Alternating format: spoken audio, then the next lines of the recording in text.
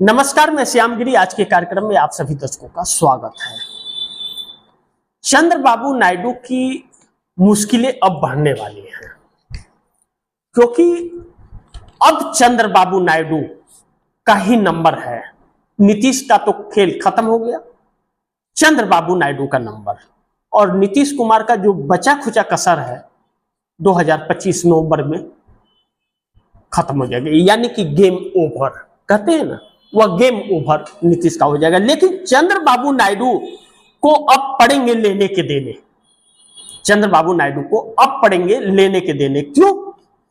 क्योंकि चंद्रबाबू नायडू पूरी तरह से मोदी के चंगुल में फंस गए हैं। वक्फ कानून हो या उपराष्ट्रपति चुनाव हो या लोगों का आक्रोश, अब चंद्रबाबू नायडू के लिए उभरना शुरू हो गया है। क्योंकि अब यहां पर दो तीन चीजें बड़ी मुख्य हैं कि चंद्रबाबू नायडू वक्फ कानून पर मुस्लिम संगठनों के साथ, मुस्लिम वर्ग के साथ धोखा दिया उन्होंने और मोदी सरकार का समर्थन दिया। उपराष्ट्रपति चुनाव में तेलुगु भाषा के लिए भी, अपनी असीमता के लिए भी खड़े नहीं हुए और मोदी के साथ खड़े हुए। जगन मोहन रेड्डी भी धोखा दिया। अब जनता इनसे हिसाब करने को तैयार है और मोदी अब इनकी सुनेंगे नहीं, तो चंद्रबाबू नायडू को लेने के देने पड़ेंगे। लेकिन दूसरी तरफ चंद्रबाबू नायडू का सबसे बड़ी भूल मोदी को समर्थन देना होगा।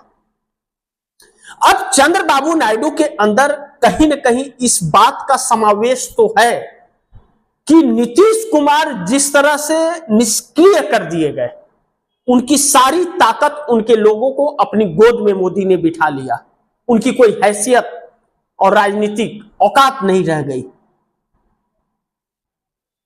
चंद्रबाबू नायडू के भी साथ वैसा नहीं होगा, इस बात की क्या गारंटी है? क्योंकि अब नरेंद्र मोदी को समर्थन देना और साथ रहना, जनता के आक्रोश को झेलना पड़ेगा और जनता का आक्रोश अगर वोट पे पड़ा और जो पड़ेगा तो चंद्रबाबू नायडू का क्या होगा। ऐसे में एक सवाल बड़ी महत्वपूर्ण है कि चंद्रबाबू नायडू के खिलाफ हो सकती है बगावत। चंद्रबाबू नायडू के खिलाफ हो सकती है बगावत। क्यों? मैं आपको रीजन बता रहा हूं।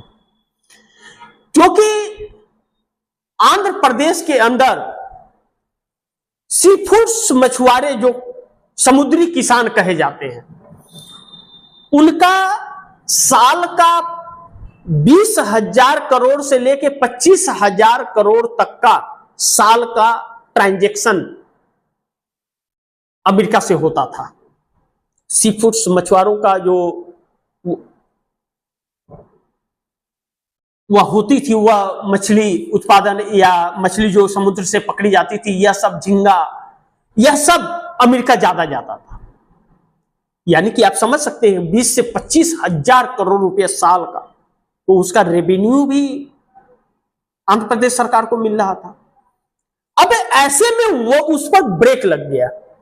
अब वह सामान इतना महंगा हो जा रहा है वहां जाकर के 50% टैरिफ के बाद, 25% से तो वह खपा हो गए थे कि चंद्रबाबू नायडू की मुश्किलें बढ़ रही थी। अब 50% से तो वह और भी खपा हो गए और वक्फ कानून से मुस्लिम वर्ग उनसे खपा है ही।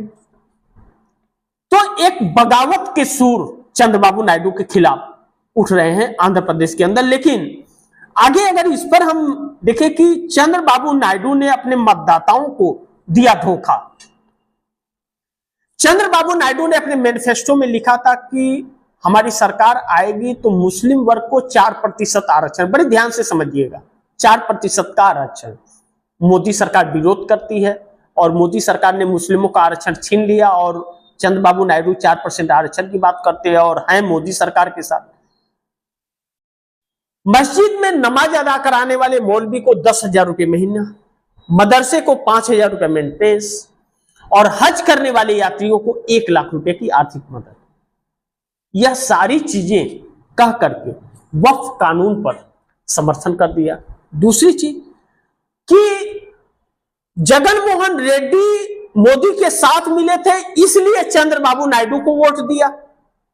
और अब चंद्रबाबू नायडू मोदी के साथ हैं और जगनमोहन रेड्डी भी मिल गए, यानी कि जगनमोहन विपक्ष और पक्ष दोनों मिल गया। जैसे नेपाल में विपक्ष और पक्ष मिल करके एक बार तू एक बार मैं वाले सत्ता चला रहे थे, अब आंध्रा की जनता के अंदर यह भावना आ रही कि नेपाल वाली परिस्थिति आंध्रा में हो गई है कि एक बार जगन एक बार चंद्रबाबू नायडू, और जगनमोहन रेड्डी भी मोदी को समर्थन दे रहे हैं और चंद्रबाबू नायडू भी, तो दोनों में फर्क क्या रहा? तो इसलिए जनता भी एक बगावत के सूर जनता के अंदर अंदर अंदर पनप रहे हैं। दूसरी तरफ चंद्रबाबू नायडू ने अपने मतदाताओं को दिया धोखा, जो यह दोनों मिल गए, वह एक धोखा जो दिया है चंद्रबाबू नायडू ने, क्योंकि जैसा मैंने कहा कि जगनमोहन रेड्डी और चंद्रबाबू नायडू में क्या फर्क हुआ जब दोनों मोदी के ही साथ हैं, तो मोदी जो करेंगे वही वहां इंप्लीमेंट होगा। चंद्रबाबू नायडू जरा जगनमोहन रेड्डी से ज्यादा बार्गेनर हैं और बार्गेनर को लेकर के चंद्रबाबू नायडू जाने जाते हैं। और जगनमोहन रेड्डी की नई राजनीति है, उनके पिता वाईएसआर राजशेखर रेड्डी कांग्रेस के नेता थे, कांग्रेस ने सीएम नहीं बनाया, रोसैया को बनाया उनके देहांत के बाद, तो जगनमोहन रेड्डी ने अपनी पार्टी बना ली और भाजपा के साथ गठबंधन कर लिया। लेकिन अब चंद्रबाबू नायडू भी उसी नक्शे कदम पर चल रहे हैं, तो जनता मतदाताओं को एक तरह से धोखा जो दिया है चंद्रबाबू नायडू ने, मतदाता इस बात पर संज्ञान ले रही है और इस पर विचार भी कर रही है। लेकिन चंद्रबाबू नायडू की उल्टी गिनती शुरू हो गई। उपराष्ट्रपति चुनाव में जो चंद्रबाबू नायडू ने नरेंद्र मोदी को समर्थन किया, या जगनमोहन रेड्डी ने, या केसीआर तेलंगाना के, इन लोगों को लेकर के, और वहां के सांसद चाहे भाजपा के हो चाहे कोई भी हो, और कर्नाटक के भाजपा के सांसद, उनके लिए भी अब बड़ी मुसीबत आ रही है, क्योंकि इन लोगों को अब जनता ही सबक सिखाएगी। आप कितना भी वोट चोरी कर लो, लेकिन अगर जनता हो गई तो आपके धांधली वाले वोट उतने तो नहीं होंगे जितना वहां की पब्लिक होगी। उसमें एक लिमिट के 1,00,000 1.5 लाख आप ऐसे ही वोट तो कर रहे हो। अब यह परिस्थितियां बड़ी संभव, लेकिन नरेंद्र मोदी सरकार वोट डकैती के जरिए, चुनाव आयोग के जरिए जो खेल कर रही है, लेकिन चंद्रबाबू नायडू को जनता ने अलार्म बजाता हुआ जनता का नजर आ रहा है कि चंद्रबाबू नायडू की उल्टी गिनती शुरू हो गई है। अब चंद्रबाबू नायडू के लिए आने वाले वक्त में सत्ता पर काबिज हो पाना बड़ी मुश्किल होगा। दूसरी तरफ चंद्रबाबू नायडू का मोदी को समर्थन देना पड़ेगा भारी। अब बेरोजगारी या महंगाई या बाकी की समस्याएं जो हैं, वह जो केंद्र सरकार के अधीन होती हैं, वह अब चंद्रबाबू नायडू जो नरेंद्र मोदी को समर्थन दे रहे हैं, कह कुछ और रहे हैं, कर कुछ और रहे हैं। जैसा कि मैंने वक्फ कानून का आप दर्शकों को जिक्र किया, या उपराष्ट्रपति चुनाव का किया। उपराष्ट्रपति चुनाव में तो बी सुदर्शन रेड्डी साउथ से ही आते हैं, साउथ से तो सीपी राधाकृष्णन भी जो बने वह भी आते हैं, लेकिन तमिलनाडु से, तेलुगु भाषा से बी सुदर्शन रेड्डी। और बी सुदर्शन रेड्डी चंद्रबाबू नायडू का बहुत मदद किए थे, लेकिन चंद्रबाबू नायडू ने क्या किया? धोखा दिया, यानी कि धोखेबाज नरेंद्र मोदी को समर्थन दिया। अब इससे एक तेलुगु भाषा को लेकर के साउथ के अंदर, कर्नाटक, आंध्रा, तेलंगाना, एक विरोध का सुर आम जनता के अंदर उठेगा, और वह चंद्रबाबू नायडू जो मोदी को समर्थन दे रहे हैं, वह भारी इसलिए पड़ेगा कि जनता अब इन्हें इनकी असली चेहरे पहचानेंगे कि यह लोग बार्गेनर अपना घर भरने के लिए नरेंद्र मोदी को समर्थन दे रहे हैं। तो ऐसे लोगों को, ऐसे गंदे राजनीति करने वाले लोगों को राजनीति से निकाल करके बाहर करो।